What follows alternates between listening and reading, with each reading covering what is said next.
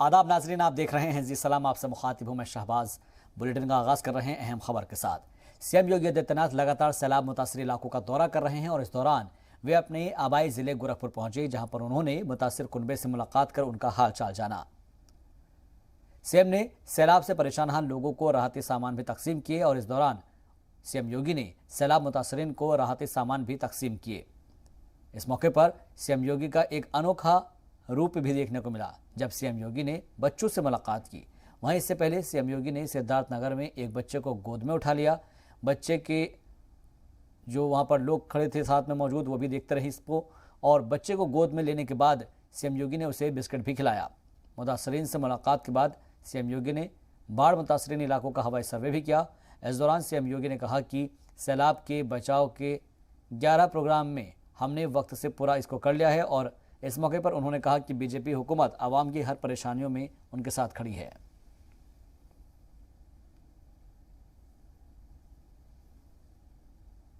समय पूर्व किए गए जो प्रभावी उपाय थे, उसके कारण जनहानि को और धनहानि को रोकने का पूरा प्रयास किया गया। लेकिन सबके बावजूद यह आपदा है और आपदा में अक्सर हर प्रकार के उपाय और संसाधन कम पड़ जाते हैं। बाढ़ में भी इस बार अगर राप्ती के बाढ़ के लेवल को देखेंगे तो खतरे के निशान से वह लगभग 2.5 से 3 मीटर ऊपर बह रही है। और 3 वर्ष पहले भी मैं यहाँ आया था, जब तटबंध यहाँ पे टूटा, तब भी मैंने यहाँ की बाढ़ की स्थिति को देखा था। लेकिन नदी का लेवल इतना ऊंचा नहीं था, खतरे के निशान से इतना ज्यादा नहीं था जो इस बार देख रहे हैं। मैं कल बहराइच में था, गोंडा, बलरामपुर, श्रावस्ती, सिद्धार्थनगर, महाराजगंज होते हुए मैं आज यहाँ पर आया हूँ। जनप्रतिनिधियों के साथ माननीय सांसद जी, विधायक जी, यहाँ के अन्य सभी जनप्रतिनिधियों के साथ प्रशासन मिलकर के बचाव और राहत के लिए पूरी ताकत के साथ, पूरी प्रतिबद्धता के साथ कार्य कर रहा है। और अकेले इस विधानसभा क्षेत्र में 18 करोड़ की सिंचाई विभाग की परियोजनाएं या तो पूरी हुई हैं या फिर उनको वर्तमान में प्रगति पर हैं। और पर्याप्त मात्रा में नौकाओं की व्यवस्था भी यहाँ पर की गई। लगभग 15 राजस्व गांव यहाँ पर बुरी तरह गोर्रा और राप्ती नदी की बाढ़ की चपेट में है। मैं भी उन सब का सर्वेक्षण करके आया हूं। मैंने इससे पहले प्रशासन की एक बड़ी बैठक गोरखपुर में दी है और मैंने सबसे इसी बात के लिए कहा है कि हमारा प्रयास होना चाहिए कि अगले 3 दिन के अंदर हर पीड़ित परिवार तक शासन की अनुमन्य खाद्य सामग्री पहुंच जाए। और वहीं इससे पहले सीएम योगी 2 जिलों सिद्धार्थनगर और महाराजगंज के दौरे पर भी पहुंचे। अपने दौरे में सबसे पहले सिद्धार्थनगर पहुंचे सीएम योगी ने राहती मरकज का मुआयना किया और साथ ही सैलाब मुतासर लोगों से मुलाकात की। यहां से सीएम योगी महाराजगंज गए और वहां भी सैलाब मुतासरीन से मुलाकात की। सीएम योगी ने महाराजगंज के सैलाब मुतासर इलाकों का भी हवाई सर्वे किया। उन्होंने कहा कि सभी जिला इंतजामिया को पहले से ही सैलाब से निपटने के लिए अहकाम जारी कर दिए गए थे।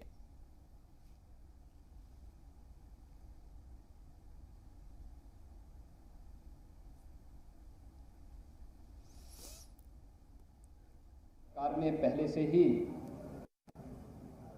सभी जिला प्रशासन को आवश्यक निर्देश जारी किए थे। तो बाढ़ बचाव से संबंधित जितने भी कार्य होने थे, उन सभी 11 कार्यों को पूरा करते हुए समयबद्ध ढंग से उसको आगे बढ़ाने का प्रयास भी किया। बाढ़ और राहत कार्यों में प्रशासन का मार्गदर्शन करते हुए युद्ध स्तर पर इस कार्यक्रम को आगे बढ़ा रहे हैं। बाढ़ बचाव और राहत कार्यों की समीक्षा करने के लिए ही आज मैं जनपद महाराजगंज में आया हूं। सभी बाढ़ पीड़ितों के प्रति मेरी पूरी संवेदना है। तो सीएम योगी आज सिद्धार्थनगर और महाराजगंज के सैलाब मुतासर इलाकों के दौरे पर हैं और जहां पर सिद्धार्थनगर पहुंचे सीएम योगी ने बाढ़ मुतासरीन से मुलाकात की। इस दौरान सीएम योगी का एक अनोखा रूप भी देखने को मिला, जब सीएम योगी ने एक बच्चे को गोद में उठा लिया। बच्चे को गोद में लेने के बाद सीएम योगी ने उसे बिस्किट भी खिलाया। बच्चों के लिए सीएम योगी का प्यार नया नहीं है, इससे पहले भी कई बार वजीर आला योगी आदित्यनाथ को बच्चों को दुलार करते हुए देखा गया है।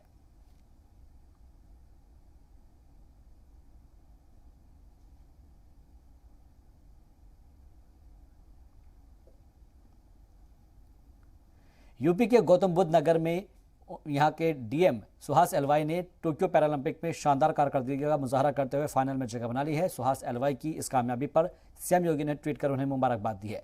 सीएम ने ट्वीट करते हुए कहा है कि सुहास एलवाई ने मेल बैडमिंटन चैंपियनशिप में अपनी जगह यकीनन बना ली है और कल होने वाले फाइनल मैच में जीत के लिए अहले रियासत की जानिब से दुआएं दी।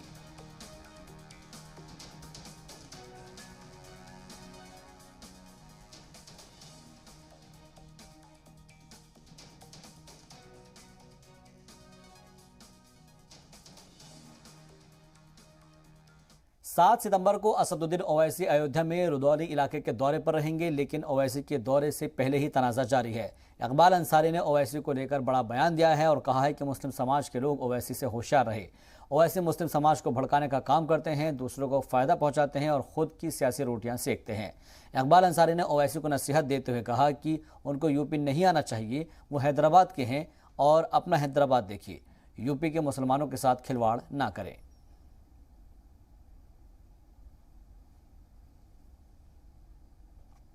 हमें चाहते हैं, मुसलमानों को एक संदेश देना चाहते हैं कि ओवैसी से लोग होशियार रहें, क्योंकि ये चुनाव जो है इस वक्त जो है बहुत इम्पोर्टेंट है। पूरे दुनिया में अयोध्या ऐसी जगह और उत्तर प्रदेश ऐसी जगह हमें चाहते हैं कि जो भी अपने इलाके में, अपने अपने क्षेत्र में, अपने अपने विधानसभा में जो आदमी अच्छा हो उनको चुने। और ओवैसी का तो जो है लोग उनके ऊपर ध्यान रखें और ध्यान इस तरीके से रखें कि ओवैसी उत्तर प्रदेश में उनको आना भी नहीं चाहिए था, क्योंकि वो हैदराबाद के हैं।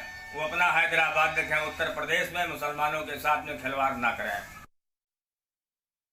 हम तो पूरे भारत में इमाम का परचम लहरा रहे हैं और लहराते रहेंगे इंशाल्लाह। उसमें कोई बुरी बात तो नहीं है। सात तारीख को फैज़ाबाद जा रहे हैं, रुदौली में, समझे ना। फैज़ाबाद अलग है। 7 तारीख को फैज़ाबाद जा रहे हैं रुदौली में, 8 को सुल्तानपुर है, 9 को बाराबंकी है। तो अभी तो शुरुआत है, बहुत जगह जाएंगे यूपी में। बुरी बात क्या है, चुनाव आ रहा है, पार्टी को मजबूत करना है, जनता से मुलाकात करना है, जनता के करीब जाना है, जनता को और कॉन्फिडेंस दिलाना है, हमारे पार्टी के केडर को और मजबूत करना है और विधानसभा के चुनाव में अच्छी तरह लड़के हमारे पार्टी के कैंडिडेट्स को विधायक बनाकर उत्तर प्रदेश विधानसभा में भिजाना है और योगी हुकूमत को हराना है। तो अयोध्या में असदुद्दीन ओवैसी का दौरा है और ऐसे में ओवैसी के अंदाज को लेकर इकबाल अंसारी ने नाराजगी का इजहार किया है। वहीं मायावती ने भी एक सर्वे में उन्हें कम सीटें दिए जाने को एक साजिश करार दिया है। इन्हीं दोनों मुद्दों पर यूपी के वजीर कानून ब्रजेश पाठक ने क्या कुछ कहा, ये सुनते हैं। कानून मंत्री ब्रजेश पाठक जी इस वक्त हमारे साथ हैं। सर, अयोध्या की रामलीला तो शुरू हो रही है, असदुद्दीन ओवैसी अयोध्या आने वाले हैं, जिसको लेकर जो पूर्व पक्षकार हैं बाबरी मस्जिद के इकबाल अंसारी, उन्होंने कहा है कि ओवैसी को यूपी और अयोध्या नहीं आना चाहिए, यहाँ के मुसलमानों को गुमराह करने की ज़रूरत नहीं है। असल लोकतंत्र में सभी को छूटे, कहीं भी कोई जाए, लेकिन अयोध्या प्रभु राम से जाना जाता है और हम सब प्रभु राम की शरण में हैं और प्रभु राम के सिवा अयोध्या का कोई मतलब दूसरे विषय में हम जानकारी नहीं रखते। आपने कहा कि पूर्वज सबके एक हैं कहीं ना कहीं, तो ओवैसी को भी ये बात समझनी चाहिए। आप सबको पता है कि इंडोनेशिया की हालत मैंने आपको बताई, श्रद्धेय अटल जी ने कहा था, और ओवैसी भी जानते हैं प्रभु राम को पूरी दुनिया में लोग मानते हैं। सर, 2022 विधानसभा चुनाव को लेकर एक सर्वे आया है जिसको लेकर मायावती बड़ा नाराज हो गई हैं। उनका कहना है कि ये गलत सर्वे है। क्या है कि इस प्रकार के सर्वे जो आए हैं इनका हम स्वागत करते हैं और उत्तर प्रदेश के विधानसभा चुनाव में अभी देखिएगा जैसे जैसे चुनाव पास आएगा, जो सर्वे आएंगे उसमें भारतीय जनता पार्टी 350 से अधिक सीटें जीतेगी, दोबारा सरकार बनाएगी। मायावती कह रही है ब्राह्मण उनके साथ। ये अभी परिणाम आपको जो आ जाएगा, अभी देखिएगा सर्वे भी आएंगे, परिणाम भी आएगा, सबको सबकी हैसियत पता चल जाएगी। भारतीय जनता पार्टी 350 से अधिक सीटें लेकर दोबारा सरकार बनाएगी। भगवान प्रभु राम की कृपा सिर्फ भाजपा पर ही है। सर देखिए, प्रभु राम और हनुमान जी हमारे आराध्य हैं। मैं तो यही प्रार्थना करता हूं कि भारतीय जनता पार्टी की 350 से अधिक सीटें आए और दोबारा सरकार बने। ब्रिजेश पाठक जी का कहना है कि भगवान प्रभु श्री राम का आशीर्वाद भारतीय जनता पार्टी पर ही है और 2022 विधानसभा चुनाव में भाजपा की ही सरकार बनने वाली है। कैमरा पर्सन देशराज के साथ मयूर शुक्ला, जी मीडिया, लखनऊ। बीएसपी सरकार में हुए स्मारक घोटाले में जांच तेजी से आगे बढ़ रही है और करीब 1400 करोड़ रुपए की जानिब से विजिलेंस अपनी जांच तेजी से बढ़ा रही है और अगले हफ्ते 57 और मुलजिमीन के खिलाफ चार्जशीट दाखिल करने की तैयारी है।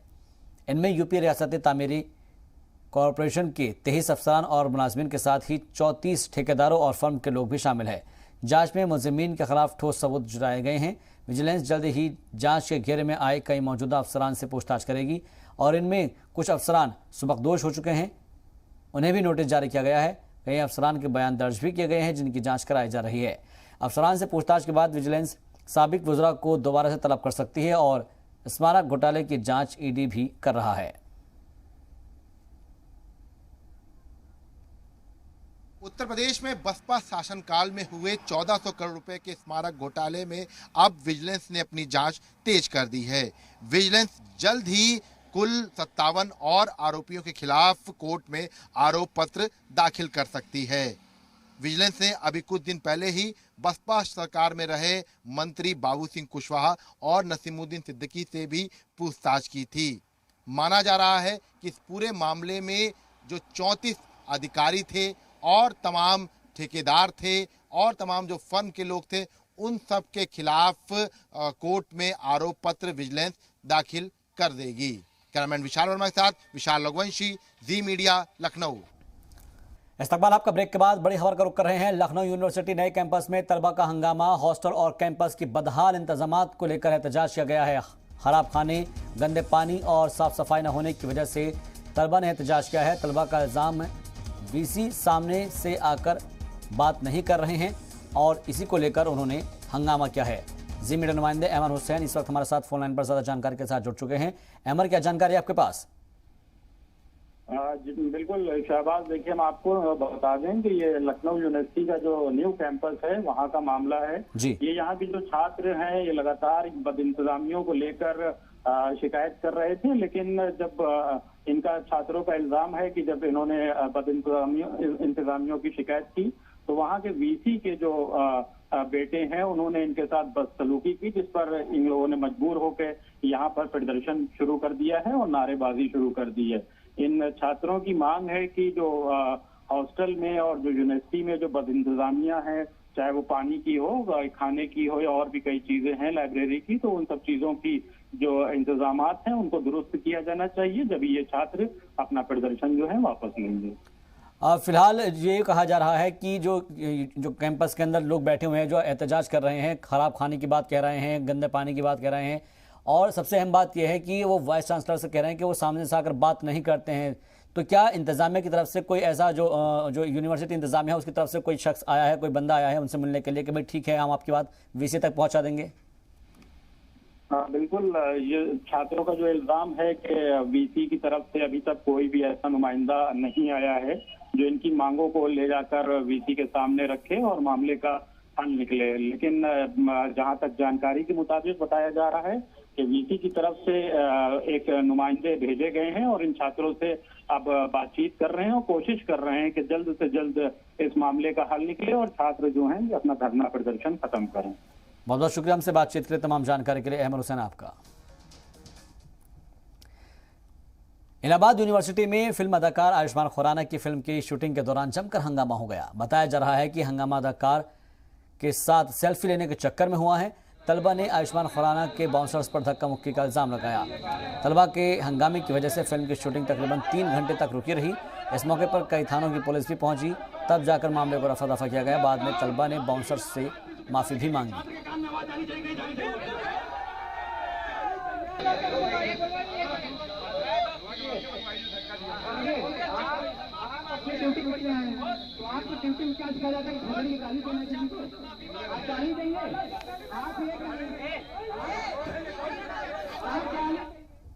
किसानों ने 5 सितंबर को उत्तर प्रदेश के मुजफ्फरनगर में महापंचायत बुलाई है, जिसमें लाखों किसानों के जुटने की उम्मीद जताई जा रही है। मरकज के कृषि कानून के खिलाफ किसानों का मुजाहरा जारी है। यूपी के मुजफ्फरनगर में 5 सितंबर को किसानों की महापंचायत होने जा रही है। संयुक्त किसान मोर्चा की महापंचायत को लेकर तैयारी की जा रही है। भारतीय किसान यूनियन ने दावा किया है कि महापंचायत में लाखों किसान पहुंचने वाले हैं। भारतीय किसान यूनियन के मुताबिक बड़ी तादाद में किसान मजदूर इस पंचायत में पहुंचेंगे। इतनी भीड़ के बीच निजाम बनाए रखना एक बड़ा चैलेंज होगा और इस चैलेंज को देखते हुए 5000 वॉलंटियर्स तैयार किए गए हैं। ज़राई कवानीन के खिलाफ संयुक्त किसान मोर्चा की क़यादत में किसान तंजीमें 9 महीने से दिल्ली की सरहद पर बैठी हैं।